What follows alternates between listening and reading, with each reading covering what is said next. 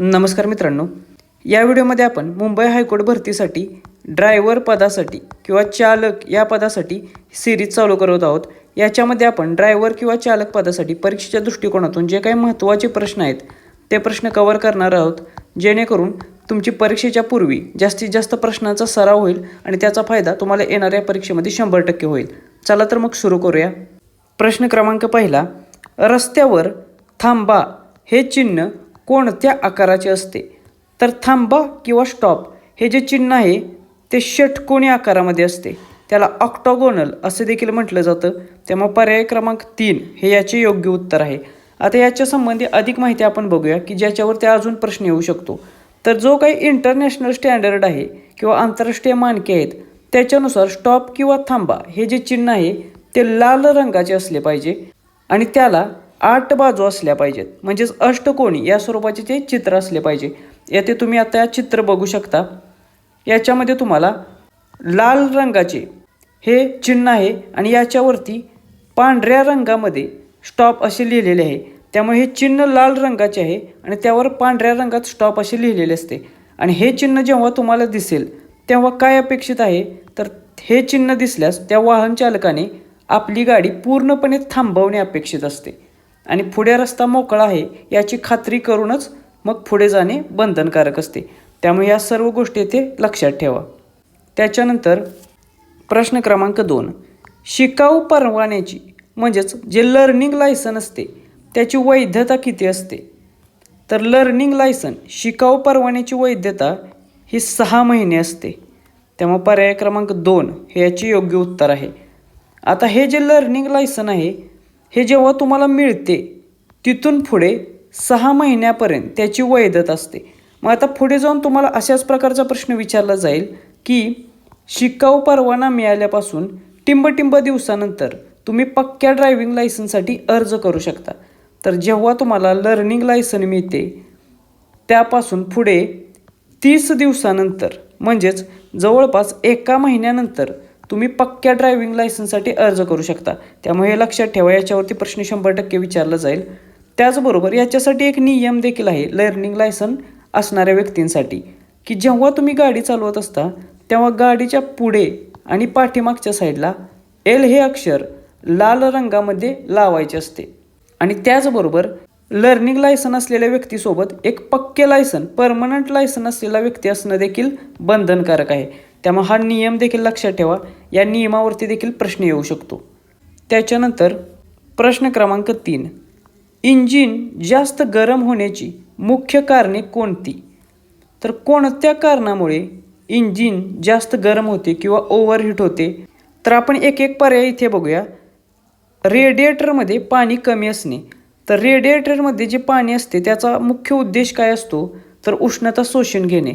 त्यामुळे जर पाणी कमी असेल तर इंजिन जास्त गरम होईल, त्यामुळे हे एक कारण आहे। त्याच्यानंतर फॅनचा बेल्ट तुटणे, जर फॅनचा बेल्ट तुटला तर वॉटर सर्क्युलेशन किंवा पाण्याचे फिरणे किंवा त्याचे अभिसरण होणार नाही आणि पाण्याचे जर सर्क्युलेशन झालं नाही तरी देखील इंजिन जास्त गरम होईल, त्यामुळे हे देखील कारण आहे। त्यानंतर थर्मोस्टॅट वॉल्व खराब होणे, हा जो थर्मोस्टॅट वॉल्व असतो याचा देखील उद्देश असतो की पाण्याचे जे तापमान आहे ते नियंत्रण करणे। त्यामुळे हा जर खराब झाला तरी देखील इंजिन जास्त गरम होईल। त्यामुळे तिन्ही इंजिन जास्त गरम होण्याची कारणे असल्यामुळे वरीलपैकी सर्व हे या प्रश्नाचे योग्य उत्तर आहे। आता याच्या संबंधी अधिक माहिती आपण बघूया की जेव्हा कूलिंग सिस्टीममध्ये बिघाड होतो तेव्हा इंजिनचे तापमान वाढते आणि त्यामुळे इंजिन सीज होऊ शकते किंवा लॉक होऊ शकते किंवा बंद पडू शकते। आता ही ओव्हरहीट होण्याची इंजिनची प्रमुख कारणे कोणती? तर आपण 3 बघितलेलेच आहेत। एक आहे रेडिएटरमध्ये पाणी किंवा कूलंट कमी असणे, दुसरे आहे फॅन किंवा बेल्ट तुटणे, तिसरे आहे थर्मोस्टॅट वॉल्व खराब होणे आणि चौथे आहे इंजिन ऑइलची पातळी कमी असणे। तर हे जे ऑइल आहे ते वेगवेगळ्या इंजिनच्या पार्टमध्ये वंगण म्हणून काम करत असताना तिथे कमीत कमी घर्षण होईल असे बघत असते आणि त्यामुळे घर्षण जर कमी असेल तर उष्णता देखील कमी निर्माण होईल आणि जर इंजिनमध्ये ऑइलची पातळी कमी असेल तर उष्णता कमी करता येणार नाही आणि त्यामुळे देखील इंजिन ओव्हरहीट होईल किंवा इंजिनची तापमान वाढेल। त्यामुळे ही 4 कारणे लक्षात ठेवा. याच्यावरती परीक्षेत प्रश्न विचारले जातील. प्रश्न क्रमांक 4, झेब्रा क्रॉसिंग कशासाठी असते? तर आपल्याला माहीत आहे की हे जे झेब्रा क्रॉसिंग आहे त्याचा उपयोग असतो पादचाऱ्यांना, म्हणजेच जे चालणारे व्यक्ती आहेत रस्त्यावर, त्यांना रस्ता ओलांडण्यासाठी किंवा रस्ता क्रॉस करण्यासाठी या झेब्रा क्रॉसिंगचा उपयोग होतो. त्यामुळे पर्याय क्रमांक 2 हे याचे योग्य उत्तर आहे. आता तुम्हाला याच्यावरती आणखीन एक प्रश्न विचारला जाईल, तो म्हणजे सिग्नल लाल असताना वाहने नेहमी झेब्रा क्रॉसिंगच्या अलीकडेच असलेल्या टिंबच्या पाठीमागे उभे करावीत. तर जेव्हा सिग्नलला आपण थांबलेली असते गाडी, तेव्हा सिग्नल लाल असताना वाहने ही झेब्रा क्रॉसिंगच्या पाठीमागे असलेल्या स्टॉप लाईनच्या मागे उभे करावीत. त्यामुळे ही स्टॉप लाईन लक्षात ठेवा, जिच्या पाठीमागे नेहमी सिग्नलला गाडी उभे करायची असते. आणि जर तुम्ही झेब्रा क्रॉसिंगवर गाडी उभी केली किंवा वाहन उभे केले तर तुम्ही वाहतुकीच्या नियमांचा भंग करता, मग अशा वेळी तुम्हाला दंड होऊ शकतो. त्यामुळे स्टॉप लाईन लक्षात ठेवा, थांबण्याची रेषा, याच्यावरती देखील प्रश्न विचारला जाईल.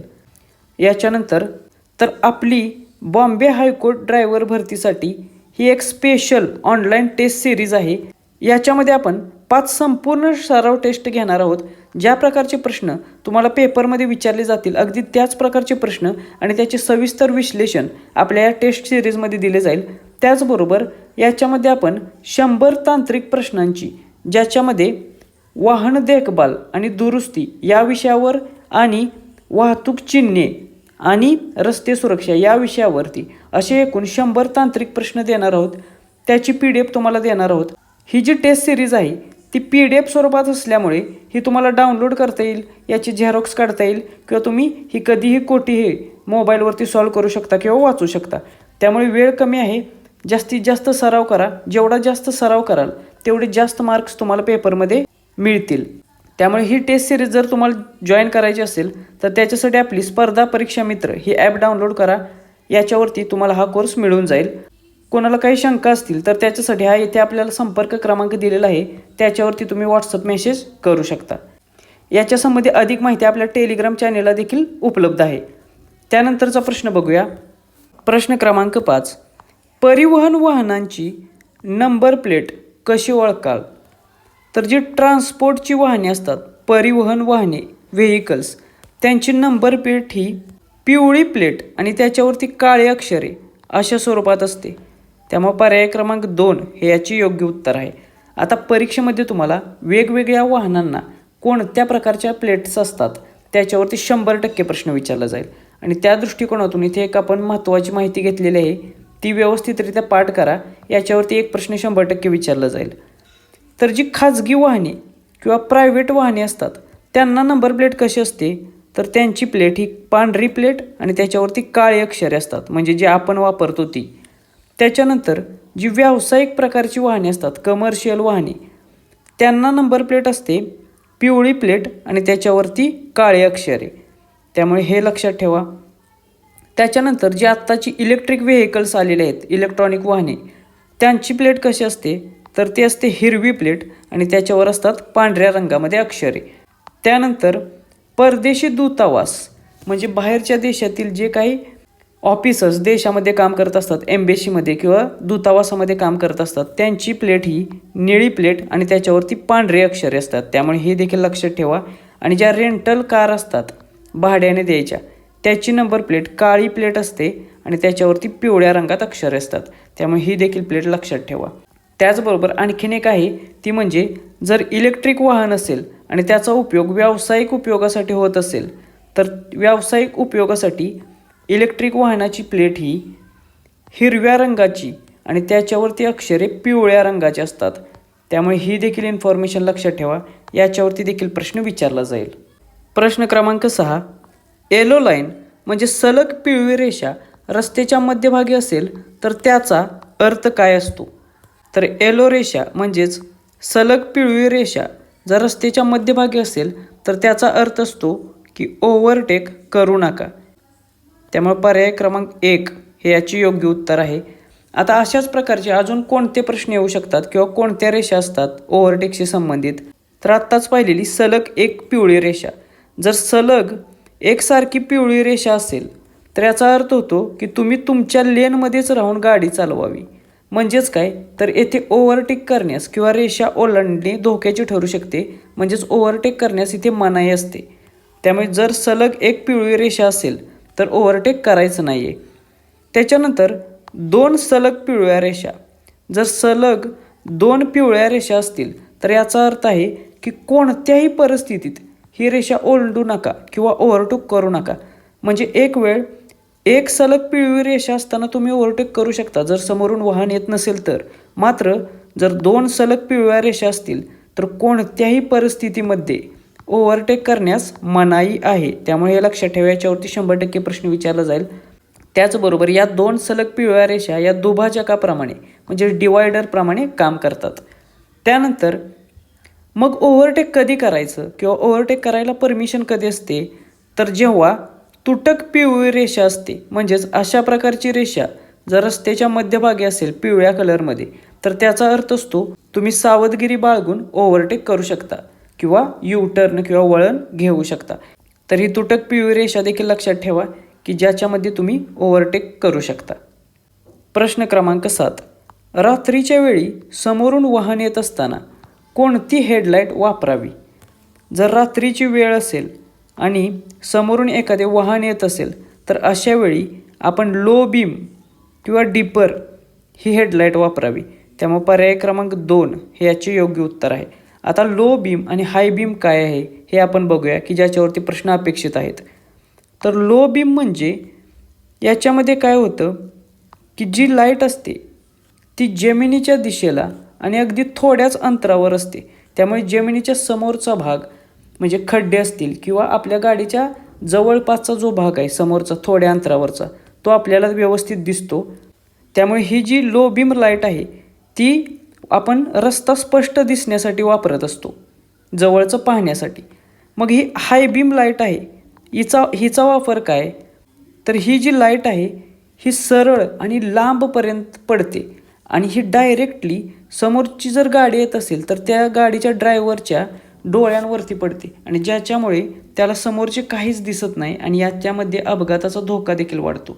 त्यामुळे जर रात्रीची वेळ असेल तर लो बीम लाईटच शक्यतो वापरली जाते की जेणेकरून अपघात होणार नाहीत. त्यामुळे ह्या दोन्ही प्रकारच्या लाईटा लक्षात ठेवा, याच्यावरती प्रश्न विचारले जातील. त्याच्यानंतर प्रश्न क्रमांक 8, भारतातील कोणत्या शहरात मुंबई उच्च न्यायालयाचे मुख्य खंडपीठ आहे? तर परीक्षा ही मुंबई उच्च न्यायालयाशी संबंधित असल्यामुळे याच्यावरती तुम्हाला प्रश्न विचारणं 100% अपेक्षित आहे. त्यामुळे अशा प्रकारचे प्रश्न 100% विचारले जातील. तर मुंबई उच्च न्यायालयाचे मुख्य खंडपीठ असलेले शहर आहे मुंबई हे. त्यामुळे पर्याय क्रमांक 3 हे याचे योग्य उत्तर आहे. आता याच्याशी संबंधित अधिक बाबी आपण बघूया की ज्याच्यावरती प्रश्न विचारले जातील. तुम्हाला प्रश्न विचारला जाईल की मुंबई उच्च न्यायालयाची स्थापना कधी झाली? तर याची स्थापना झाली 14 ऑगस्ट 1862 रोजी. त्यामुळे ही तारीख पाठ करा, याच्यावरती प्रश्न विचारला जाईल. त्यानंतर तुम्हाला असा देखील प्रश्न येऊ शकतो की मुंबई उच्च न्यायालयाचे अधिकार क्षेत्र कोणकोणत्या राज्यामध्ये आहे? तर मुंबई उच्च न्यायालयाच्या अधिकार क्षेत्रात महाराष्ट्र राज्य आणि गोवा राज्य ही 2 राज्य येतात आणि दादरा नगर हवेली आणि दमण दीव हे केंद्रशासित प्रदेश देखील येतं. त्यामुळे ही 2 राज्ये आणि केंद्रशासित प्रदेश लक्षात ठेवा जे मुंबई उच्च न्यायालयाच्या अधिकार क्षेत्रामध्ये समाविष्ट आहेत. त्याच्यानंतर याच्या खंडपीठांवरती देखील प्रश्न विचारले जातात. तर याचे एकूण 4 खंडपीठ आहेत. एक आहे नागपूर खंडपीठ जे विदर्भातील जिल्ह्यांसाठी उपयोगी आहे. दुसरे आहे छत्रपती संभाजीनगर खंडपीठ ज्याला औरंगाबाद खंडपीठ म्हणून ओळखलं जायचं, ते आहे मराठवाड्यातील जिल्ह्यांसाठी. त्याच्यानंतर पणजीचे खंडपीठ आहे ते आहे संपूर्ण गोव्यासाठी. त्यामुळे हे देखील लक्षात ठेवा. आणि चौथे नुकतेच झालेले कोल्हापूर खंडपीठ आहे ज्याचा उपयोग कोल्हापूर, सांगली, सातारा आणि रत्नागिरी आणि सिंधुदुर्ग या जिल्ह्यांसाठी होणार आहे. त्यामुळे ही खंडपीठे देखील लक्षात ठेवा आणि ती कोणत्या जिल्ह्यांसाठी आहेत ते देखील लक्षात ठेवा. प्रश्न क्रमांक 9, वाहनाचा विमा किंवा इन्शुरन्स संपलेला असेल तर काय होईल? तर आपल्या वाहनाचा विमा संपलेला असेल किंवा इन्शुरन्सची तारीख संपलेली असेल आणि आपल्याला समजा ट्रॅफिक पोलिसांनी पकडलं तर आपल्याला दंड भरावा लागू शकतो. त्याच्यानंतर काही प्रकरणांमध्ये आपले वाहन देखील जप्त करू शकतात ट्रॅफिक पोलीसवाले. त्यामुळे हे देखील बरोबर आहे. आणि जर आपल्या वाहनाचा विमा नसेल आणि अशा परिस्थितीत अपघात झाला तर त्यापासून होणाऱ्या नुकसानीपासून आपल्याला आर्थिक संरक्षण देखील मिळणार नाही. त्यामुळे तिन्ही पर्याय बरोबर असल्यामुळे वरीलपैकी सर्व पर्याय क्रमांक 4 हे आपले योग्य उत्तर आहे. आता परीक्षेत अजून असा प्रकारचा प्रश्न येऊ शकतो तुम्हाला, तो म्हणजे कोणत्या कायद्यानुसार प्रत्येक वाहनाचा किमान थर्ड पार्टी इन्शुरन्स असणं कायदेशीररित्या अनिवार्य आहे. तर याचे उत्तर असेल भारतीय मोटार वाहन कायदा 1988 नुसार. त्यामुळे हा कायदा लक्षात ठेवा. याच्या अंतर्गत किमान थर्ड पार्टी इन्शुरन्स प्रत्येक वाहनाचा असणं आवश्यक आहे. आता विमा संपल्यामुळे कोणकोणते नुकसान होऊ शकतात ते आपण बघूया, ज्याच्यावरती प्रश्न विचारले जातील. तर पहिले आहे कायदेशीर कारवाई आणि दंड. जर ट्रॅफिक पोलिसांना आपल्याला जर पकडले तर नवीन नियमानुसार 2000 ते 4000 रुपयापर्यंतचा दंड किंवा 3 महिन्यापर्यंतचा तुरुंगवास देखील तुम्हाला होऊ शकतो. त्यामुळे हा नियम लक्षात ठेवा. त्यानंतर आर्थिक जोखीम म्हणजे काय, तर तुमच्या वाहनाचा विमा संपलाय आणि जर तुमच्या वाहनाचा अशा परिस्थितीत अपघात झाला तर जी काही नुकसान भरपाई होईल ती तुम्हाला तुमच्या स्वतःच्या खिशातून करावी लागेल. कोणतीही विमा कंपनी अशा परिस्थितीत तुम्हाला मदत करणार नाही. त्यामुळे आर्थिक जोखीम अशा परिस्थितीत वाढेल. त्यानंतर काही प्रकरणे जशी काय अपघात असेल किंवा इतर काही प्रकरणांमध्ये पोलीस तुमचे वाहन देखील जप्त करू शकतात जोपर्यंत तुम्ही नवीन विमा उतरवत नाही तोपर्यंत. त्यामुळे तुमच्या वाहनाची जप्ती देखील होऊ शकते, हे लक्षात ठेवा. आणि चौथा विषय आहे तो म्हणजे नो क्लेम बोनस. म्हणजे काय, तर जेव्हा तुम्ही प्रीमियम टाईममध्ये भरता तेव्हा नो क्लेम बोनस तुम्हाला मिळतो. म्हणजे प्रीमियमची रक्कम काही रुपयांनी कमी होते, तर ती देखील तुम्हाला मिळणार नाही. जर तुम्ही सहसा 90 दिवसांमध्ये विमा जर रिन्यू केला नाही किंवा त्याचं नूतनीकरण केलं नाही तर तुम्हाला हा नो क्लेम बोनस देखील मिळणार नाही, त्याचं देखील नुकसान होईल. त्यामुळे हे 4 महत्त्वाचे नुकसान आहेत जी विमा संपल्यामुळे तुम्हाला होऊ शकतात. त्याच्यानंतर प्रश्न क्रमांक 10, इंजिन ऑइलची पातळी तपासण्यासाठी कशाचा वापर करतात. तर इंजिन ऑइलची लेवल किंवा पातळी तपासण्यासाठी डीपस्टिकचा वापर करतात. त्यामुळे पर्याय क्रमांक 2 हे याचे योग्य उत्तर आहे. आता या डीपस्टिकवर 2 खुणा असतात. एक असते मिनिमम म्हणजे किमानची आणि दुसरी असते मॅक्स म्हणजे मॅक्झिमम कमालची. जर ऑइलची पातळी मिनिममच्या खाली असेल तर पटकन किंवा त्वरित तुम्हाला ऑइल भरायची गरज आहे, त्यामुळे हे लक्षात घ्या. आणि दुसरी गोष्ट म्हणजे जर ऑइल हे गडद काळे आणि जाड झालेले असेल तरी देखील ऑइल बदलण्याची वेळ आलेली आहे असे समजावे. तर या 2 गोष्टी ते लक्षात घ्या. प्रश्न क्रमांक 11, हॉस्पिटलच्या जवळ वाहन चालवताना काय करू नये. जर आपण वाहन चालवताना हॉस्पिटलचा परिसर असेल तर अशा वेळी वेग कमी करू नये, वेग कमी केला पाहिजे. हॉर्न वाजवू नये, तर हे बरोबर आहे. त्यानंतर हेडलाईट लावू नये, याचा काही संबंध नाही. त्यामुळे पर्याय क्रमांक 2, हॉस्पिटलच्या जवळ असेल तर वाहन चालवताना आपण हॉर्न वाजवू नये, हे याचं योग्य उत्तर आहे. आता असं का आहे, कारण हॉस्पिटल आणि शाळा हे सायलेन्स झोन आहेत. म्हणजे काय, हॉस्पिटलमध्ये रुग्ण असतात आणि या रुग्णांना या आवाजामुळे त्रास होऊ शकतो हॉर्नच्या. त्यामुळे त्यांच्या आरामात व्यत्यय होऊ शकतो, त्यांचे जे काय आजार आहे तो अजून वाढू शकतो. त्यामुळे हॉस्पिटल असेल आणि शाळा असेल याच्याजवळ हॉर्न वाजवण्यास मनाई असते. त्यामुळे ही गोष्ट लक्षात ठेवा. त्याचबरोबर हॉस्पिटलच्या परिसरात रुग्ण आणि त्याच्या नातेवाईकांची संख्या जास्त असते किंवा ते एका वेगळ्या मानसिक स्थितीत असतात, त्यामुळे त्यांचे जास्त लक्ष नसते रस्ता ओलांडताना. त्यामुळे अशा परिस्थितीत ते जे रस्ता ओलांडत असतात तेव्हा अपघात होण्याची शक्यता असते. त्यामुळे वाहनाचा वेग अशा ठिकाणी मर्यादित असावा लागतो. त्यामुळे हे देखील एक कारण आहे, ते लक्षात ठेवा. त्याच्यानंतर प्रश्न क्रमांक 12, यू टर्न घेताना कोणता सिग्नल द्यावा. तर जेव्हा आपण यू टर्न घेतो तेव्हा गाडीचा उजवा इंडिकेटर द्यावा. त्यामुळे पर्याय क्रमांक 2 हे याची योग्य उत्तर आहे, कारण उजव्या बाजूनेच यू टर्न घेतला जातो. आता याच्या संबंधी अधिक माहिती आपण बघूया. उजवा इंडिकेटर का दिला जातो, कारण यू टर्न हा नेहमी उजव्या बाजूने वळून घेतला जातो आणि त्यामुळे वळण्यापूर्वी पुरेसा वेळ आधी उजवा इंडिकेटर चालू करावा किंवा जेणेकरून पाठीमागून येणारे जे वाहने आहेत त्यांना समजेल की तुम्ही उजव्या दिशेला किंवा यू टर्न घेणार आहे. आणखीन एक प्रश्न पेपरमध्ये येऊ शकतो की यू टर्न घेताना कोणत्या लेनची निवड करावी.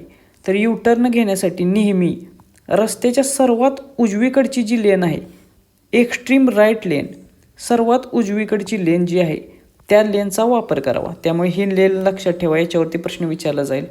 त्याचबरोबर आपल्याला माहीत आहे की वळण घेण्याच्या पूर्वी आरशामध्ये पाहूनच पाठीमागून येणाऱ्या वाहनांचा अंदाज घेऊनच मग तो U-टर्न आपण घेतला पाहिजे. त्याचबरोबर U-टर्न घेताना वाहनाचा वेग देखील आपला कमी असला पाहिजे, जेणेकरून आपली गाडीवरती पूर्ण नियंत्रण राहील. प्रश्न क्रमांक 13, क्लच प्लेट झिजण्याचे मुख्य कारण काय? तर क्लच प्लेट कधी कधी झिजू शकते, त्याची कारणे आपल्याला विचारलेली आहेत.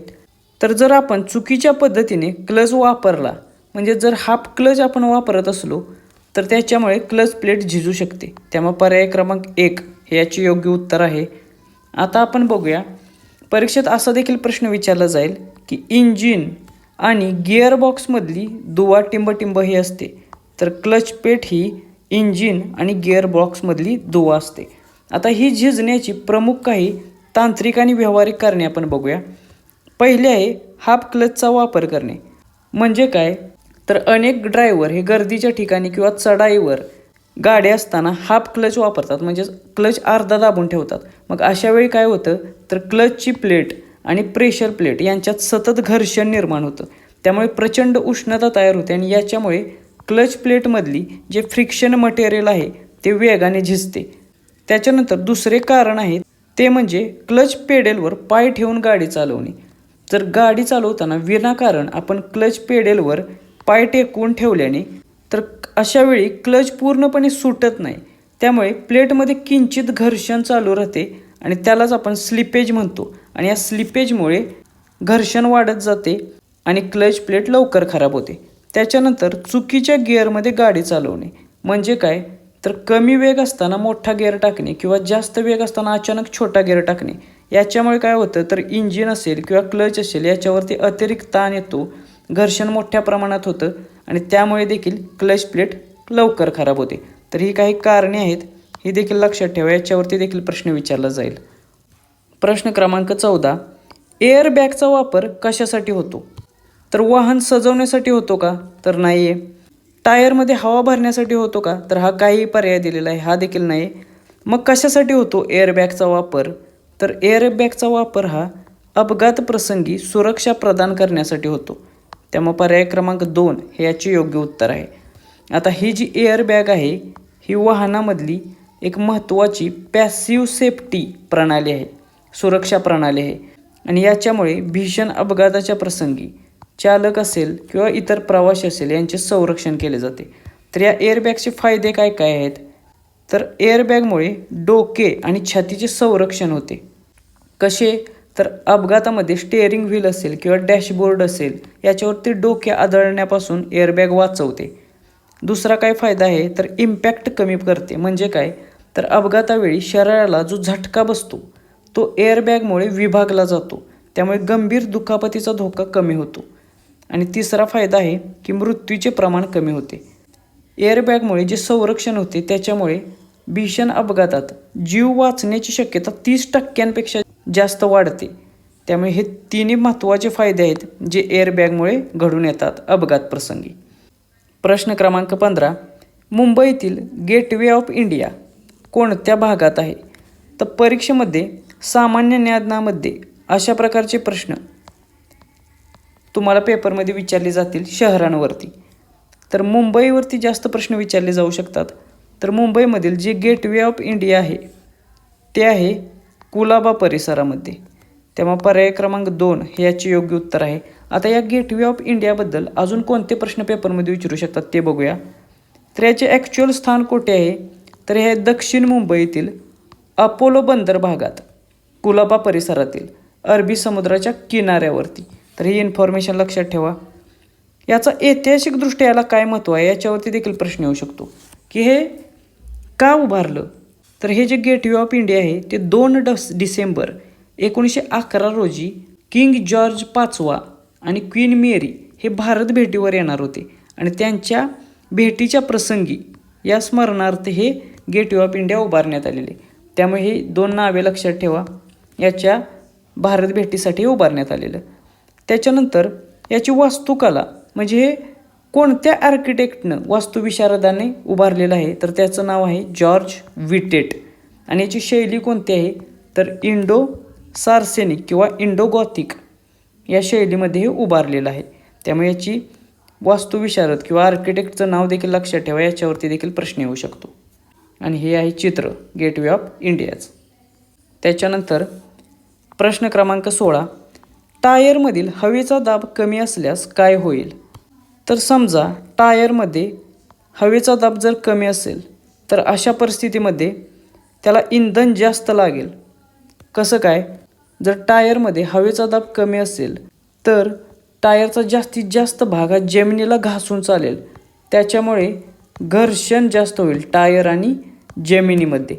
त्यामुळे गाडीचे ॲव्हरेज कमी होईल, गाडीला लोड येईल आणि इंजिनची जास्त ताकद वापरावी लागेल आणि त्यामुळे इंधन देखील जास्त लागेल. त्यामुळे हे बरोबर आहे. त्याच्यानंतर दाब कमी असेल तर टायर खूप जास्त प्रमाणात घर्षण करेल जमिनीसोबत, त्यामुळे टायर लवकर झिजेल, हे देखील बरोबर आहे. आणि टायर जमिनीशी घासत असल्यामुळे स्टेअरिंग देखील जड होईल, त्यामुळे हा देखील पर्याय बरोबर आहे. त्यामुळे तिन्ही पर्याय बरोबर असल्यामुळे वरील सर्व हे या प्रश्नाचे योग्य उत्तर आहे, पर्याय क्रमांक 4. आता आपण बघूया की हवेचा दाब कमी असल्यास कोणकोणते परिणाम होतात. तर आत्ताच बघितल्याप्रमाणे इंधन जास्त लागेल म्हणजे गाडीचे ॲव्हरेज कमी होईल. दुसरं, टायर लवकर झिजेल. तिसरं, स्टेअरिंग जड होईल, कारण टायरमध्ये जर हवा कमी असेल तर रस्ता आणि टायरची पकड ही प्रमाणाबाहेर वाढते, त्यामुळे वळण घेताना स्टेअरिंग फिरवण्यासाठी चालकाला जास्त कष्ट करावे लागतील. आणि चौथा आहे अपघाताचा धोका, कारण कमी हवेमुळे टायर जास्त गरम होतात आणि अशामुळे हायवेवरती वेगाने गाडी चालवताना टायर फुटण्याची किंवा टायर बस्ट होण्याची शक्यता असते, त्यामुळे अपघात देखील होऊ शकतात. तर हे काही महत्त्वाचे परिणाम आहेत जेव्हा हवेचा दाब टायरमध्ये कमी असतो तेव्हा, तर हे लक्षात ठेवा. प्रश्न क्रमांक 17, मोटार वाहन कायदा भारतात कधी लागू झाला. तर परीक्षेच्या दृष्टिकोनातून हा जो मोटार वाहन कायदा, मोटर व्हेकल ॲक्ट आहे, तो खूप महत्त्वाचा आहे, याच्यावरती नक्की प्रश्न विचारले जातील. तर हा कायदा भारतामध्ये 1988 साली लागू झाला, त्यामुळे पर्याय क्रमांक 2 हे याचे योग्य उत्तर आहे. आता परीक्षेमध्ये तुम्हाला तारीख विचारली जाईल की एक्झॅक्टली कोणत्या दिवशी लागू झाला.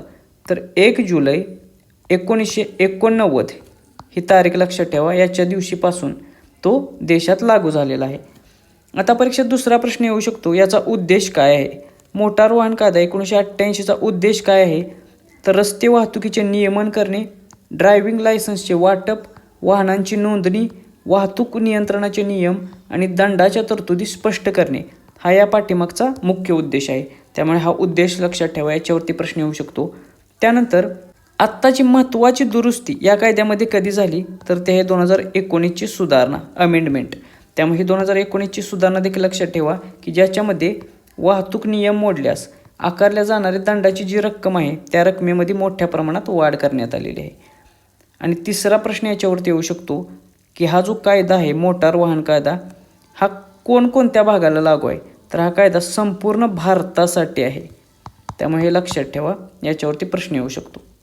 त्याच्यानंतर प्रश्न क्रमांक 18, घाट रस्त्यावरून खाली उतरताना गिअरची स्थिती काय असावी. तर जेव्हा घाट रस्ता असेल आणि आपण वरून खाली उताराला उतरत असेल गाडी, तेव्हा गिअरची स्थिती ही साधारणतः लहान गिअरमध्ये असावी, म्हणजेच पहिला किंवा दुसऱ्या गिअरमध्ये गाडी असली पाहिजे. त्यामुळे पर्याय क्रमांक 3 हे याचे योग्य उत्तर असेल. असं का, तर लहान गिअरमध्ये इंजिन ब्रेकिंगमुळे वाहनावरती नियंत्रण चांगल्या प्रकारे राहतं. आता याची मुख्य कारणे देखील आपण बघूया. पहिले आहे इंजिन ब्रेकिंग. तर जेव्हा गाडी लहान गिअरमध्ये असेल तेव्हा इंजिनचा वेग मर्यादित राहतो, त्यामुळे गाडीला नैसर्गिकरित्या रोखले जाते, त्यालाच आपण इंजिन ब्रेकिंग म्हणतो. त्यामुळे हे लक्षात ठेवा. आणि यामुळे उतारावरती गाडीचा वेग प्रमाणाबाहेर वाढत नाही आणि गाडी पूर्णपणे कंट्रोलमध्ये राहते. दुसरं आहे ब्रेक्सचं संरक्षण. जर गाडी अशा वेळी उताराला मोठ्या गिअरमध्ये असेल किंवा न्यूट्रलमध्ये असेल तर वेग नियंत्रित करण्यासाठी तुम्हाला सतत ब्रेक दाबावे लागेल आणि सततच्या ब्रेक वापरामुळे ब्रेकची लायनिंग गरम होऊन ब्रेक फेल होण्याची शक्यता असते आणि त्यामुळेच लहान गिअरमुळे ब्रेकवरचा ताण कमी होतो आणि त्याच कारणासाठी लहान गिअर हे उताराला वापरले जावेत. तिसरे कारण आहे पूर्ण नियंत्रण. म्हणजे काय, तर लहान गिअरमध्ये इंजिन आणि चाक याच्यावरती घट्ट पकड असते, पूर्ण नियंत्रण असते. त्यामुळे वळण असेल किंवा अचानक उद्भवणारी एखादी परिस्थिती असेल त्यावेळी चालकाची गाडीवरती पूर्णपणे नियंत्रण राहते. त्यामुळे हे सुरक्षेच्या दृष्टीने देखील खूप महत्त्वाचे आहे की उतारावरती लहान गिअरचा वापर केला जावा. आता घाट उतरत असताना अशा कोणत्या गोष्टी आहेत की चुकूनही करू नयेत, याच्यावरती देखील प्रश्न विचारले जातील. तर घाट उतरत असताना गाडी न्यूट्रल करू नये, कारण याच्यामध्ये इंजिनचा चाकावरचा ताबा सुटतो आणि गाडी वेगाने खाली जाऊ शकते, जी थांबवणे कठीण होऊन जाईल. त्यामुळे हे लक्षात ठेवा. त्यानंतर इंजिन बंद करू नये घाट उतरताना, कारण इंजिन बंद केल्यामुळे पॉवर स्टेअरिंग आणि ब्रेकची कार्यक्षमता संपून जाते. त्यामुळे अचानक वेग वाढून अपघात होऊ शकतो. त्यामुळे हे देखील लक्षात ठेवा. आणि तिसरं आहे सतत क्लच दाबू नये. जर क्लच दाबून धरल्याने गाडी फ्री रोल होते, ज्यामध्ये गाडीवरती कंट्रोल राहत नाही आणि जे धोकादायक आहे. त्यामुळे या 3 गोष्टी आहेत ज्या महत्त्वाच्या आहेत, त्या घाट उतरताना करायच्या नाहीत. त्याच्यानंतर प्रश्न क्रमांक 19, ABS याचा पूर्ण अर्थ काय. तर परीक्षेमध्ये तुम्हाला वाहनांच्या संबंधित अशा प्रकारचे शॉर्ट फॉर्म दिले जातील आणि त्याचा पूर्ण अर्थ किंवा फुल फॉर्म विचारला जाईल. तर ABSचा अर्थ होतो अँटी लॉक ब्रेकिंग सिस्टीम. त्यामुळे पर्याय क्रमांक 2 हे याचे योग्य उत्तर आहे. आता आपण ABS संबंधी अधिक माहिती बघूया. जेव्हा सामान्य ब्रेक असलेली एखादी गाडी असते आणि जेव्हा जोरात ब्रेक दाबतो, तेव्हा सामान्य ब्रेक असलेल्या सिस्टीममध्ये गाडी किंवा त्या गाडीचे चाके पूर्णपणे लॉक होतात.